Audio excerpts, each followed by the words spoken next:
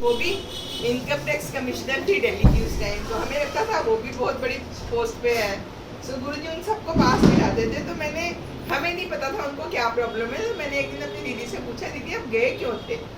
बोली मेरे को कैंसर था। तब हमें नहीं पता था गुरु महाराज ठीक कर रहे हैं, हम सोचते थे दवाइयाँ तो खा रहे हैं, उसी से हम ठीक हो रहे हैं।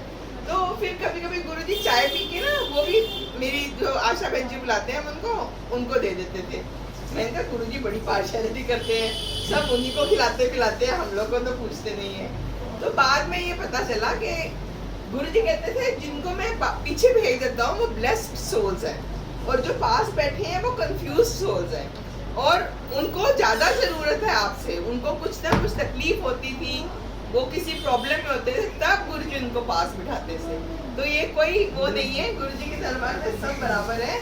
जिनको ज़्यादा ज़रूरत है उनको गुरुजी अपने पास बिठाते हैं, जिनको ज़रूरत नहीं है उनको कहते हैं गुरुजी बैठे। तो सब गुरुजी के दरबार में ही बैठे हैं। तो गुरुजी का बहुत शुक्राना, उन्होंने हमें यहाँ बुलाया। मैंने कल भी ये सत्संग शेयर किया था कि गुरुजी हैं जैसे बच्चे के लिए बोला आंटी ने कि उसको चोट लगी, ऐसे ही मैं अंकल का बताती हूँ कि अंकल कुछ दिन पहले बताया था कि अब वो चलना फिरना शुरू हो गए। वो पार्क में गए कहीं और बड़ी जोर से गिर गए। उनको कुछ महसूस नहीं हुआ पैर में क्या हुआ क्या नहीं हुआ। एंड मैंने गुरुजी से कहा था कि गुरुजी उन तो हवाले कितना गुरडोर आपके हाथ, आपने जो करना करो, ले जाना है ले जाओ, नहीं जो भी करना आपके हवाले। सो वाकई में गुरुजी के हवाले हैं। तो गिर गए और कुछ दिन के बाद अराउंड 1-1.5 महीने के बाद उनका पैर ऐसे फूल गया, काला हो गया पूरा। तो मुझे एक दिन कहते हैं कि अलका ये कहीं गिंगरीन तो नहीं हो रही है मेरे को?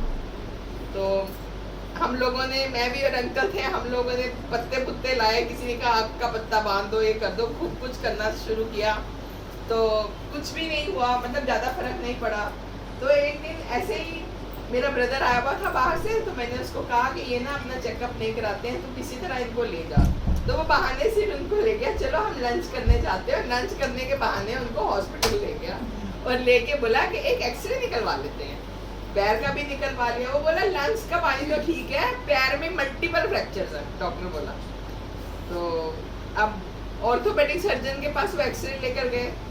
डॉक्टर कहता 1.5 महीना हो गया, हड्डियां अपने आप जुड़नी शुरू होगी। देखिए अगर ये किसी नॉर्मल बंदे को हुआ होता ना, आपको या आपको मेरे को बोला, तो कोई भी इंसान इतनी टूटी हड्डियों में चिल्ला रहा होता, चीखे मार रहा होता। पता नहीं उनको क्यों नहीं, दर्द ही नहीं हुई, कुछ भी नहीं हुआ, और वो चल रहे हैं, अभी भी चल रहे हैं वो। फिर डॉक्टर्स ने उसके ऊपर छाले भी बन गए। तो हमने कहा डायबिटिक फूड ना हो जाए, डॉक्टर को दिखाते हैं। तो जब डॉक्टर को दिखाया, अब डॉक्टर उनकी हड्डियों का तो इलाज नहीं कर रहा, वो जो छाले हैं उनका इलाज कर रहा है। तो हड्डियां तो है गुरुजी ने अपने आप ही वो जोड़ दी हैं जो मल्टीपल फ्रैक्चर्स थे। तो अभी दिखाएंगे बाद में, एक बार चेकअप कराएंगे। तो गुरुजी कुछ भी कर सकते हैं, गुरुजी इतनी बड़ी बड़ी चीज़ों को इतने में कटवा देते हैं। तो वो डॉक्टर ने कहा कि किसी और को हुआ होता तो वो अभी चिल्ला रहा होता, एक कदम नीचे नहीं उतार रहा होता। तो ये हमारे गुरुजी हैं, गुरुजी बहुत कृपा करते हैं गुरुजी। और मैं ना एक और सुनाती हूँ कि जैसे आंटी ने ड्रीम के बारे में बोला, वाकई में गुरुजी के ड्रीम दर्शन होते हैं। तो दैट मीन्स गुरुजी आपको कोई मैसेज दे रहे हैं। अंकल बीमार रहते हैं, मैं हर वक्त डरती थी। मेरे को एक इनसिक्योरिटी लगती है कि बच्चे बाहर हैं, अंकल चले जाएंगे तो मैं अकेली रह जाऊंगी, क्या करूँ। तो मैं हमेशा गुरुजी को देखती हूँ, गुरुजी कहती हूँ गुरुजी हम की करा। तो गुरुजी रात मेरे को ड्रीम दर्शन दिए गुरुजी ने। गुरुजी कभी हमारे ऐसे किचन के सामने ऐसी लॉबी है, वहाँ बैठे हुए, और कभी अंदर डाइनिंग टेबल पे बैठ के वो ऐसे से कुछ टेबल बिठा रहे थे। फिर अंदर जाके ड्राइंग रूम में सो गए। फिर कभी कहीं, फिर मुझे बुला के कहते हैं अंदर आप चाय बना। मैंने चाय बनाई, गुरुजी को पिलाई। फिर उसके बाद मेरे को इतनी सी पोटली दी संगत जी। मैंने हर कमरे की अलमारियां उनको बोली कि गुरुजी आप कितने रखा? कहते ने ऐसे रखा, नहीं कहने ने ऐ नहीं थी, ऐसे रखा ऐ नहीं थी। जिस कमरे में मैं सोती हूँ उस कमरे में एक साइड पे एक अलमीरा है।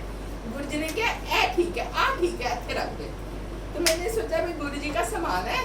तो मैंने कहा गुरुजी आप रह रहे हो, मेरे घर में रहने आए हो, तो मैं अलमारी खाली कर दूँ? कहने लोड़ नहीं। मैंने ऐसे उसके अंदर डाल दिया।